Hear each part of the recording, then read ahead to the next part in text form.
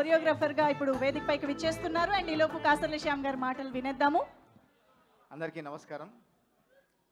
అన్నయ్య చిరంజీవి గారికి కొరియన్ కనకరాజు చిత్ర బృందం తరఫున స్వాగతం సుస్వాగతం. అన్నయ్య నాగబాబు గారికి, కృషి గారికి, మిగతా పెద్దలందరికీ నా నమస్కారాలు తెలియజేసుకుంటూ, అమెరికాలో ఉండడం వల్ల ఈ చిత్రానికి సంబంధించిన ఏ ఈవెంట్కి పాల్గొనలేకపోయాను. ఇది నా ఫస్ట్ ఈవెంటు. అన్నయ్య మీ ముందు ఈ ఈవెంట్కి అటెండ్ కావడం నిజంగా నాకు చాలా కలిసి వచ్చింది అనుకుంటా. నేను ఈ చిత్రంలో 2 పాటలు నాతో రాయించారు. రెండింటికి డిఫరెంట్ సాంగ్స్ ఇచ్చారు నాకు. ఒకటి అల్టిమేట్ మాస్ సాంగ్, ఒకటి అల్టిమేట్ పోయిటిక్ స్ట్రెంగ్త్ ఉన్న పాట, రాసా గుమ్మడి అనే పాట, కంసా మీద అనే పాట.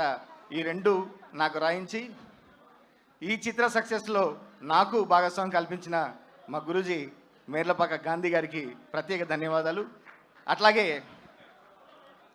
ఇంత మంచి పాటలు అందించి బ్యాక్గ్రౌండ్తో సినిమాని ఇంకొక ఎత్తుకు తీసుకుపోయిన మా తమ్మన్ గారికి ప్రత్యేక ధన్యవాదాలు.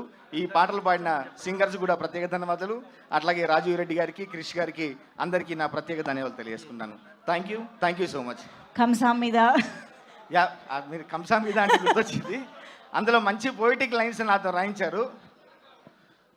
ముద్దు ముద్దుగుందే అర్థం కాని నీ భాషే, కోయిలమ్మ కూడా కొరియన్లోనే కూసే, నువ్వే వస్తావంటూ సూర్యున్నేనే జోకొడుతున్నానే, నిజమో కాదో అంటూ గిచ్చి గిచ్చి చూస్తున్నానే, గిచ్చి గిచ్చి కంసా మీద ఎట్టా పుట్టావే భూమి మీద.